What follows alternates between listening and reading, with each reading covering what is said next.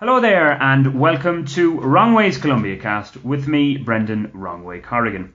Joining us today is the historian and author, Bogotano Daniel Raisbeck, currently Senior Fellow at the Reason Foundation, a free market think tank based in California.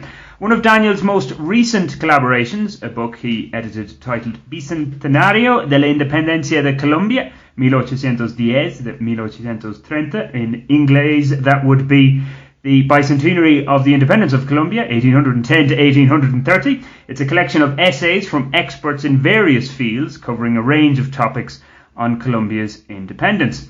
Now, as we're recording this around the 20th of July holiday, Colombia's Independence Day, as it is somewhat erroneously called, we might as well start on that very topic. Now, for those of us in the dark, Daniel, what exactly are we celebrating on the 20th of July here in Colombia? Right, Brendan. Well, it can be confusing because, as you said, it's not the actual Independence Day. What happened on the 20th of July of 1810 was that there was a junta formed in Santa Fe, Bogota, which was the seat of the viceroyalty. And you have to remember that the entire independence movement was the catalyst behind it was the occupation of Spain by Napoleon, and King Ferdinand VII was taken into custody.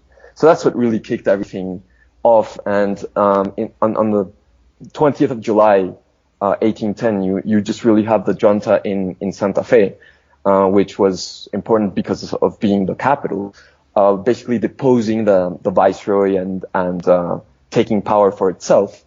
But of course, as you mentioned, it doesn't mean that the entire country was independent. It's going to take over 10 years for that to happen.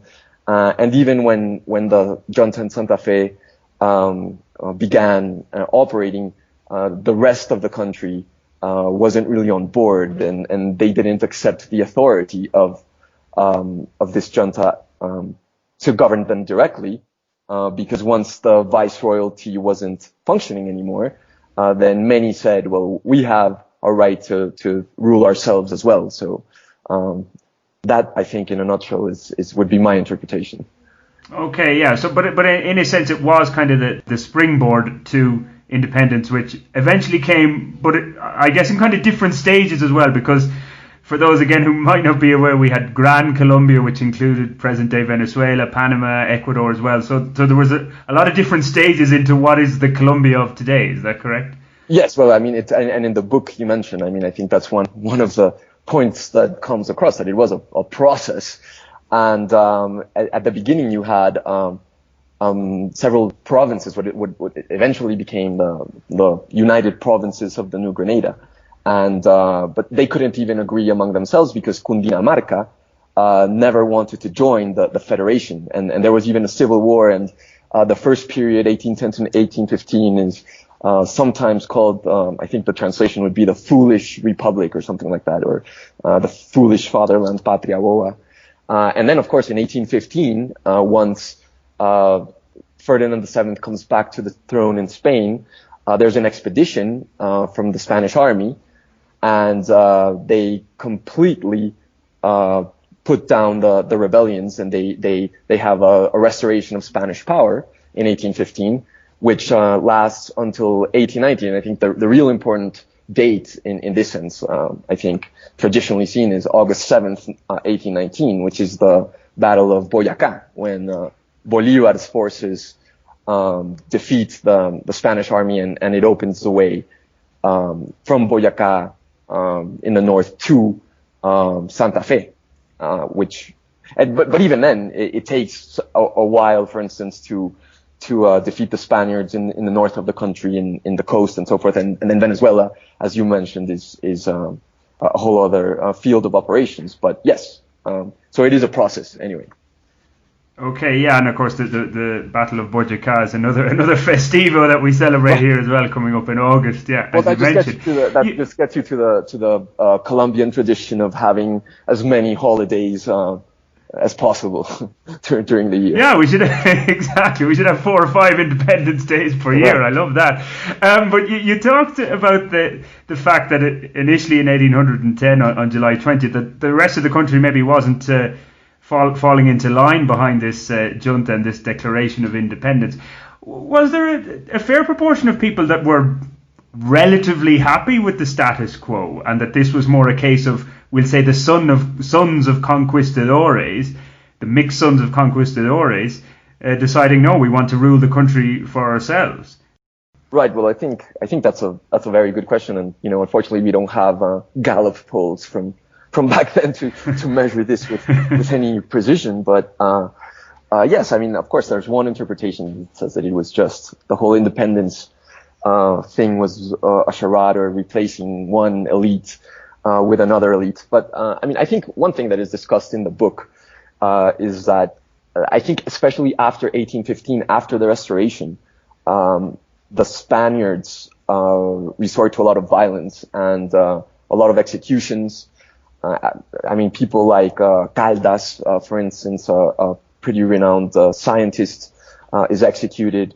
So they basically get rid, or they execute a good portion of the ruling class, and this includes also a lot of women and rebel women who are part of the folklore, which didn't happen, curiously, in other colonies, apparently. And I think after that, I think you might be able to find evidence for a more popular sentiment in favor of independence, but it was after this period of repression. Before that, you didn't really have many large instances of rebellion, save, of course, for the Comuneros revolt in the 1780s, which was interesting because it was actually it amounts to a tax revolt against Spain. But aside from that, there's no really great movement that, which is why I mentioned the Napoleonic occupation of Spain is absolutely crucial.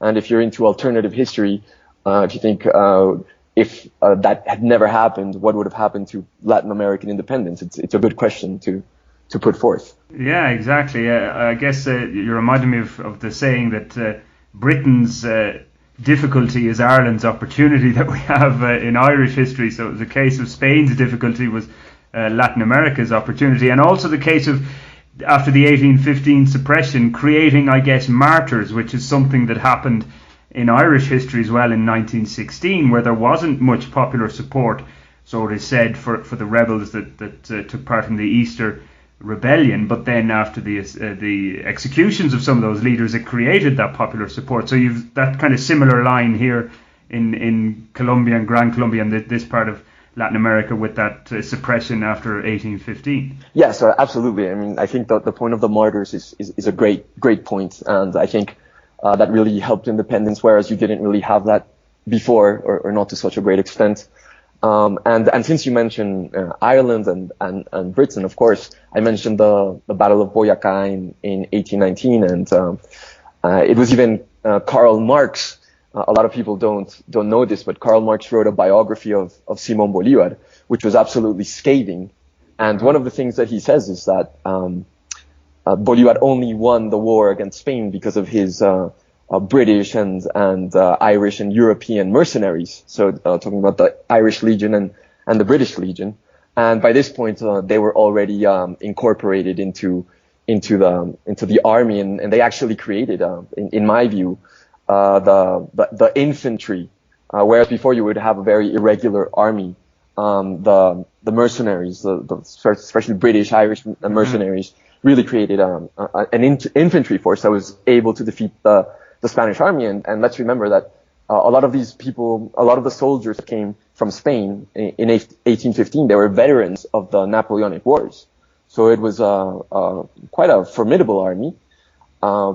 And it required the incorporation of a European fighting force in order to defeat them. Yeah, and am I right in saying as well, Daniel, you've family in that came and fought in the Irish Legion from Scotland? Is that correct? Yes, in the first I guess Scot in my family that arrives in this part of the world, I think it was first in Isla Margarita, what is now Venezuela, was in 1819. So it was right around this time, and he was one of the few who actually stayed. Because then he had links with the Santander faction, because many of them were closer to Bolívar. So when you had the split between Bolívar and Santander here in Colombia, that created, I think, difficulties for many of the the foreigners. But of course, and Brendan, I think with your podcast, you're following in the footsteps of the great Daniel O'Leary, the great Irishman, in the tradition of Colombo-Irish relations. Yeah, I just haven't got around to fathering. I think he fathered about 15 children or something. So well, it's never late. It's never late, Brendan. I'll work on that one in these quarantine times. But I'm going to move swiftly on from that, Daniel. But mentioning Simón Bolívar, you talked about the fact that he admired a lot of the Roman Republic and how that operated, and that his idea of a republic, which might seem like a contradiction in terms, was this aristocratic style. Can you expand a little bit more on that, what his vision was for this part of the world? Yeah, right. Well, that's my take in the book, because I'm actually what I studied in university and so forth was classics and ancient history. So that's my interest in it, and I also become interested in the classical influence in this whole independence movement and phase. And when you read some of Bolivar's speeches, there was a famous speech he gave in Angostura, in what is now Venezuela, about what constitution the new republic should have. And he's, in his mind, it's very clear that the two, you don't want to copy, for instance, ancient Athens, which is a democracy. And for them, and in the 19th century in general, I think democracy is still not a positive concept.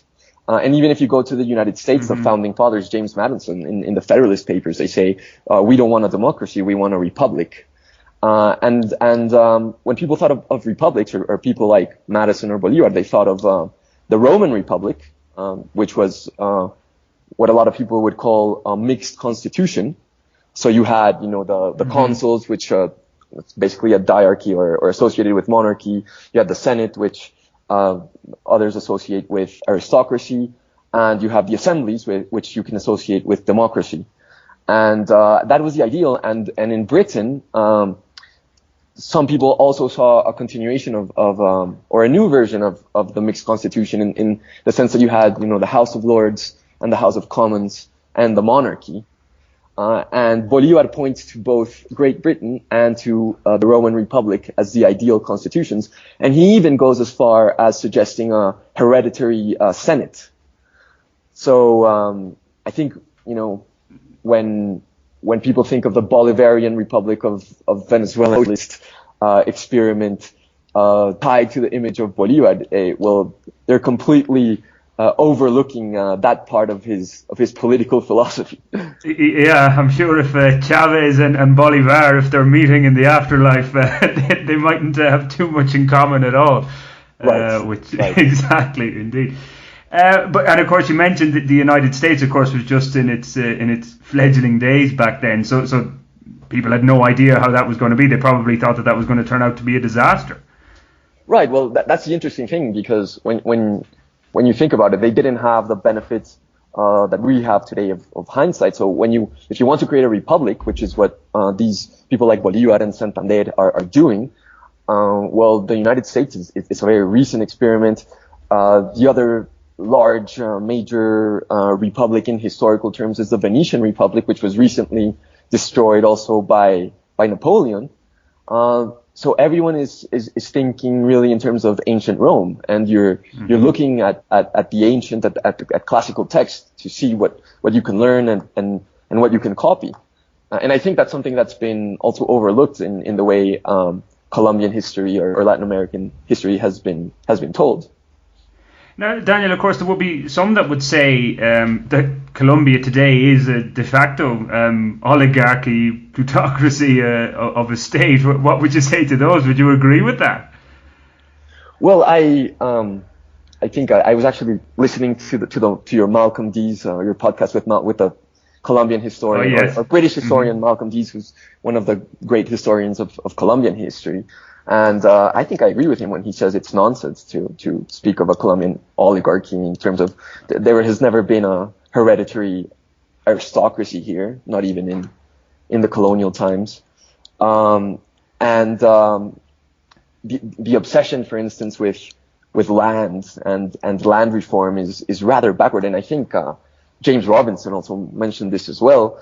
When Colombia is today an overwhelmingly urban country, every day, of course, maybe with this pandemic and especially the reaction to maybe that has suffered somewhat of a blow. But it is an overwhelmingly urban country, and you can see it in the towns, at least around Bogota, from what I've seen, that the young people do all they can to move to the city, to work and find opportunities there. So I think the obsession with the land and the oligarchy, at least in the traditional sense of a landowning oligarchy, is a bit mistaken, even if there's concentrations for other reasons. Yeah, because I mean, people will say that in terms of presidents that this country have elected, they've come from a relatively small pool. Is that not fair to say? Well, up to a point, I think you can. I mean, look at Iván Duque. I don't think you can say, he comes from this oligarchical family, or people like César Gaviria, or Turbay. So, I mean, maybe with someone like Juan Manuel Santos, you could almost certainly say that. But Lopez and people like that. But I think that argument is a bit overstated, in my view at least. In terms of the land reform that you spoke about as well, again, the other maybe counter argument to that is that a lot of these large landowners, how they acquired those lands is questionable, to say the least, as well. There's a lot of grey areas. Right. No, but I wouldn't disagree with that. I agree, but then you're in the realm of property rights. This country has never taken property rights seriously, and that's one of my big qualms in political terms. So of course, I'm a classical libertarian. So I think one of the few legitimate roles of the state is to defend property rights. And if the state is incapable of defending property rights, whether it's by attacks from guerrilla groups or paramilitaries or whoever, then the state is not fulfilling its basic functions. But I think another thing to say that there's an oligarchy because this there are no dukes or earls exerting much power in Colombia in the traditional sense. Well, in theory at least as well, somebody can come from a public education and rise to the top, like in the United States. That's the theory. People will question the practice of it as well. And of course there are clubs and jobs for the boys and the girls and whatever that. I guess that exists all over the world too, and in Ireland as well.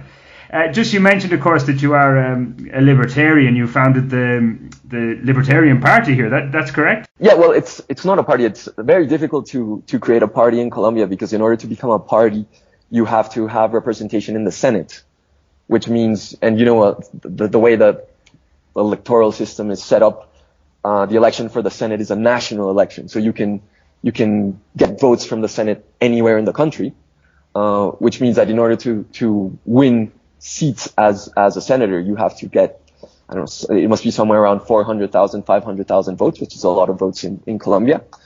What I did when I ran for mayor of Bogota in 2015 is that I created it's called a citizen movement, and they require you to hand in signatures from people who are basically endorsing your candidacy. So I handed in over 100,000 signatures, which allowed me to run as a candidate.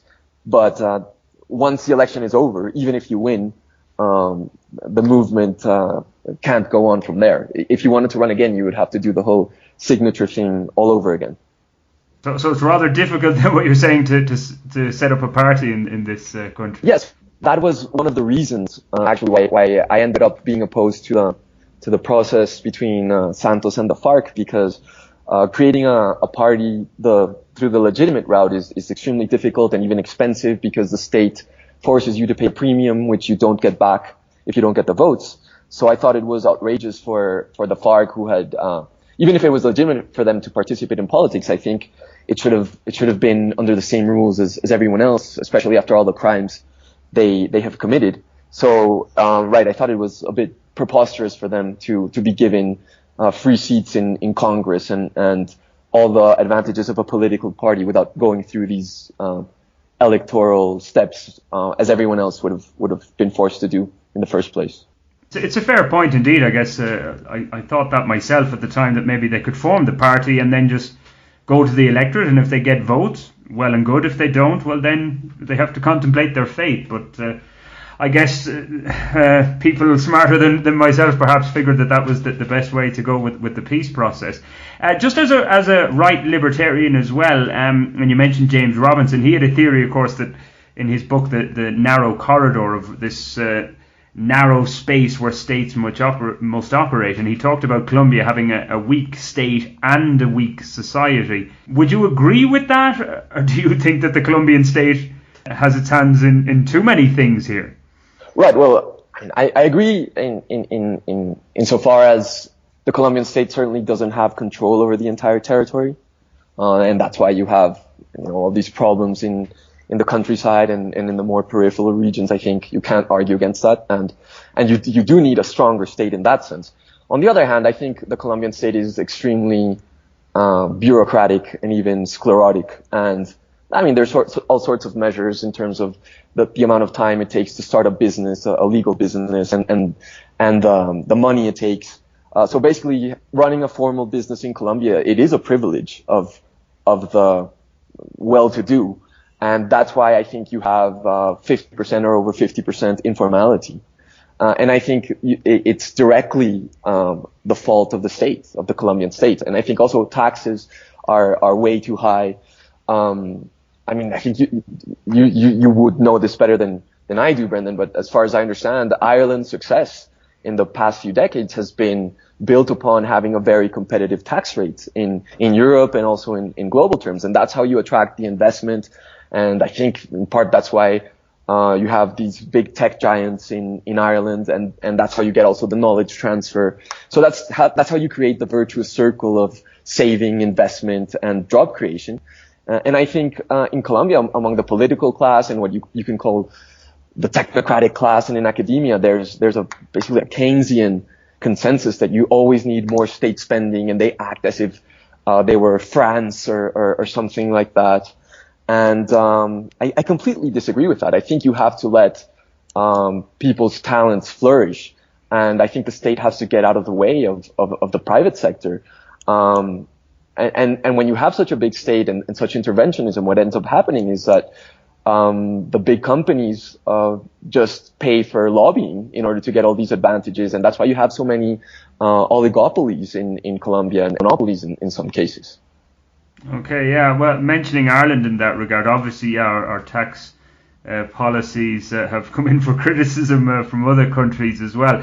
But the one thing that Ireland, I guess, gets a little bit of plaudits for is how we redistribute the taxes that we collect in terms of helping the most vulnerable. And that's something that came up in a previous podcast with Leopoldo Ferguson, the economist from Los Andes, about reforming the taxes here in Colombia. Again, would that go against your raison d'etre? But he was on about expanding the base as well, of course, and bringing more of those informal workers in. Right, but you're not going to expand the base, which is necessary, because according to my last calculation, and this was a few years ago, you only have around 4% of the population paying direct taxes. So I don't think that's going to work in the long run. When in the countries that these economists look up to, you have around 50% of the population paying direct taxes. But the way you're going to expand that base and bring the informal sector into the formals is not by hammering them with taxes or with bureaucracy, which is what happens now. So I think you need to have much more flexibility. I also think you need lower taxes, and even if you want to redistribute wealth, you have to allow that wealth to be created in the first place. And I think that what you're seeing in Colombia over the past few years, especially, because you also can't have a tax reform, which in Colombia is just a euphemism for raising taxes, every 2.5 years, which is what we've had. Because for investors, you're changing the rules of the game in the middle of the match. So I think there's all sorts of structural problems, and I think they're going about it in the completely wrong way. And in this pandemic, let me tell you, I'm extremely concerned, because I've seen several terrible ideas being put forth in the media, and a lot of the political class agreeing to them. One of them is the universal basic income, which, as far as I understand, it's already being put forth in Congress. A country like Colombia doesn't have the luxury of experimenting with that, especially when it's something that's supposed to cost like 14% of GDP approximately, from what I read. There's no money for that. Another terrible idea is basically 0% interest rates and quantitative easing. Maybe, I mean, if you're the United States or the Federal Reserve or the European Central Bank, you can have the luxury of doing that, which I think is also terrible for those countries. But in Colombia, where you don't have a reserve currency like the dollar, they can't pay debt in dollars by printing pesos. So I think it's a terrible idea. And there's also the idea that suddenly the debt doesn't matter, and that we can just accrue more and more debt to pay for all this spending as a result of the pandemic. And I think that's very dangerous. And I think they're making it worse. This is the worst crisis in living memory in Colombia. And I think measures like the ones I mentioned are creating a potential disaster. It's interesting because I guess depending on what side of the Atlantic Ocean you're on, this idea of a universal income is something that seems to be gathering momentum in some of the northern European countries that perhaps are a little bit more social democratic in outlook, versus the United States, of course, which would be veering away from such an idea. So in terms of Colombia, it seems to be caught between two stools in some ways, but you'd be saying it should follow more so the United States line. Well, I mean, depending on what, I mean, I think in terms of Colombia, I think there's a consensus in terms of the political class, because the media love to talk about polarization and how divided the country is. And that usually revolves around certain questions, for instance, the FARC question, which is basically about how to incorporate the guerrillas into the political system. And I mean, there might be disagreements on moral questions like abortion and that kind of thing. But surprisingly, when it comes to economics, there's a lot of beneath the surface. I think there's a consensus, maybe with a few outliers, but they're all in favor of more public spending. Whenever we have a debate about tax reform, there's nobody saying the state should spend less. We should cut bureaucracy. We should, maybe not have as many people living off the state. That never really comes up. It's always about how we can get more money through taxes for the state. So, I mean, at least that's my perspective. I'm sure a lot of people would disagree with me, but I think the evidence is there as well. Now, I mentioned in the introduction that you're part of this free market think tank, the Reason Foundation, is it, based out of California? I mean, the free market right now seems to be something that's under attack. And, I mean, even Donald Trump, before COVID-19 became an issue, was putting up the barriers, you'd have to say, and continues to do so. For right libertarians, especially obviously in the United States, that seems almost a bit of a cognitive dissonance for them with Donald Trump, because a lot of them would support him, but he's also seems to be doing his bit to kind of attack that free market that we've had, and the whole slogan of "Make America Great Again." Where do you stand on that? Right. Well, I mean, don't forget that you also have the Libertarian Party in the United States, which actually is a party, and they also have a candidate in this election. Of course, it's a very small party, but you do, if you're a libertarian in the United States, you always have that option. Or if you're more pragmatic, it's usually comes down to choosing the lesser of two evils. Of course, with Donald Trump, the whole trade war and the tariffs are far from libertarian. Some people argue that it's just part of a negotiating strategy in order to have more free trade. I'm not so convinced. So definitely but also in Great Britain, I think the current government, maybe some people, even I thought, I've been actually following Boris Johnson for a while, and to a certain extent was a fan of many of his policies. But I was expecting a more free market libertarian government, and it's been more social democratic, we can say, up to now. So across the world, I mean, there's not really one interesting example I actually wrote about is Uruguay, the new government and the new president, Luis Lacalle, who actually is quite, I would say he's, from what I know, he's the most libertarian leader in the world right now. Of course, it's a small country, but I think it was significant that with this pandemic, for instance, he resisted strong statist measures. He said he refused to raise taxes on the rich and on corporations, and he actually taxed the public sector and said it's the individuals and the entrepreneurs who are going to bring us out of this crisis. So I think it's a flicker of light in a small country, but you never know. I guess maybe this is the problem that we're faced with, that if the likes of the United States and Great Britain retract into their own shells under protectionism or whatever you want to call it, and China then begins to fill that void in other countries, the free market under China, for many people, considering their record of human rights and the not very democratic country they have, that's a completely different concept that we're facing into.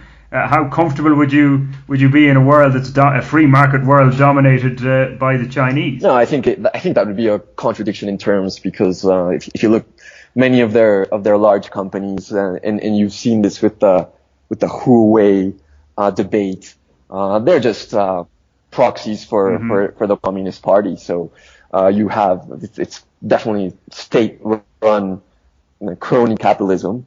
I wouldn't want that world, and I definitely wouldn't choose that as a model to follow. Okay, so I take it you weren't too happy when the contract for the metro here in Bogota, if it ever happens, that went to a Chinese company, didn't it? Yes, it did, but I mean it's just one of these farcical things with the metro, because I remember when I was in the campaign some 5 years ago, one of the candidates said, I can bet you that in 4 or 5 years we'll still be talking about the metro, and it still will not have been built. And he was absolutely right. And well, of course, you can't blame it on the politicians anymore, or not so much because of the pandemic. But we'll see if it ever gets built. But I didn't follow the intricacies of that. The contract, yeah. The contract of giving it to the Chinese, but.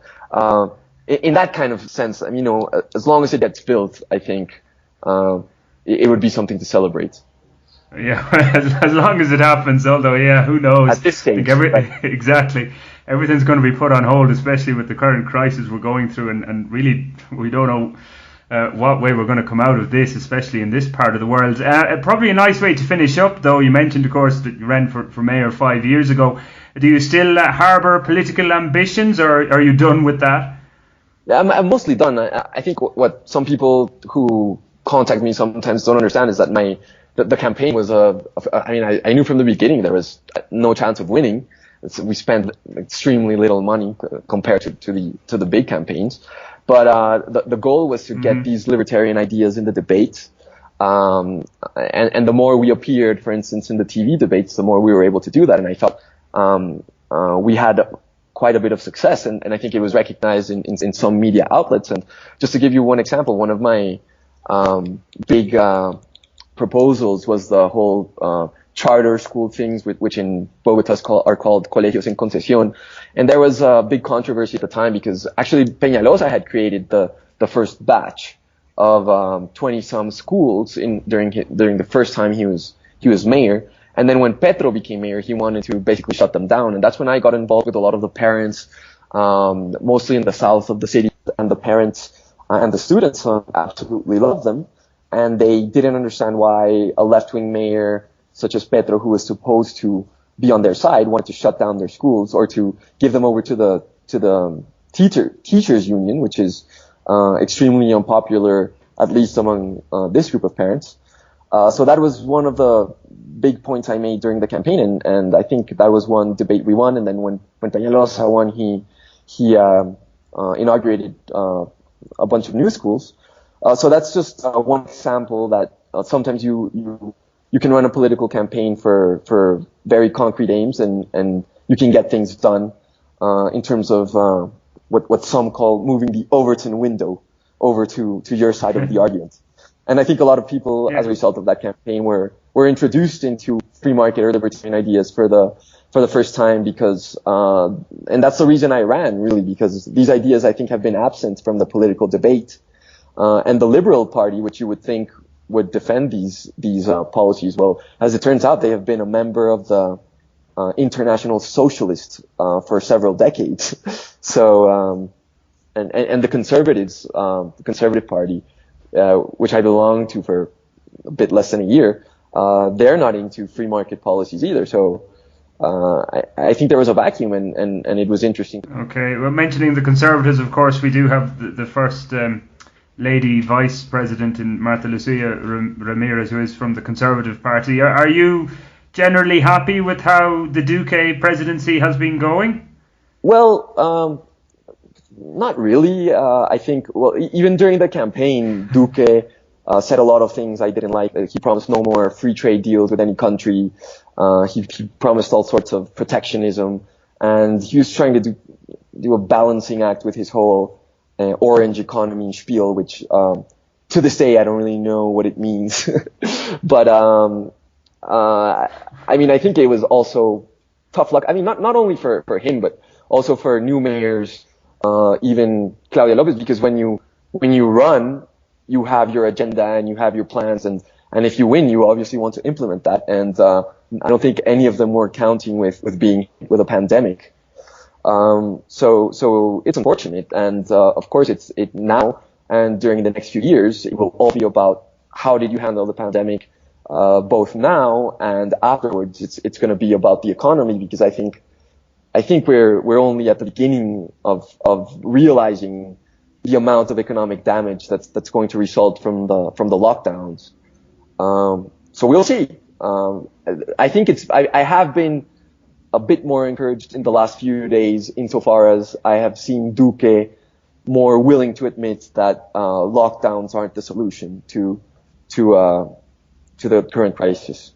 Yeah, well, I've written plenty on that on my blog in El Tiempo too, so I think people can check out where I come from on that perspective. But yeah, I don't disagree with you on that either, and I think we're going to be living with this probably for the next generation, and the problems that are going to come down the line. But I was hoping maybe we'd get an exclusive from you, Daniel, that you were going to say you're going to run for presidency or mayor, but that's not on the agenda, no? Not for now, not for now, Brendan. But well, anything could happen. Exactly, you never know. Don't rule it out. Let's go back to where we started, though. Just remind us of the book, and if people are interested, where they can get it. Right. Well, the book, it's called the short version, Bicentenario de la Independencia. It was we launched it on December of last year. Okay. It's actually the official book with the government and the Banco de la República, the central bank. I think the only place where it's sold, and I'm not sure if it's open at this point, it's the bookstore at the Luis Ángel Arango Library in downtown Bogota. Okay. Which I think is under strict quarantine at the moment, but I'm sure people, when right. It opens, yeah, we so can. Or they might have some kind of delivery, but they might even be closed. I think they're probably closed. Well, it'll open at some stage. People might be listening to this podcast in a few weeks' time, and hopefully everything, well, not everything, but things will be slightly back to normal or whatever. And of course, Daniel, you're on Twitter if people want to follow you there, yeah? I am. It's at Daniel Raisbeck, and I'm a frequent Twitter user. Like Donald Trump, perhaps, something like that. Maybe not quite. Maybe not as effective. But indeed. You're building up the followers. Anyway, Daniel Raisbeck, thanks a million for taking the time to join us here on Wrong Ways Colombia Cast. If you want to get in touch with me, of course you can via the Twitter handle at WA Corrigan, and my Facebook page, it's at Wrong Way Corrigan blog. But until the next time, ciao ciao.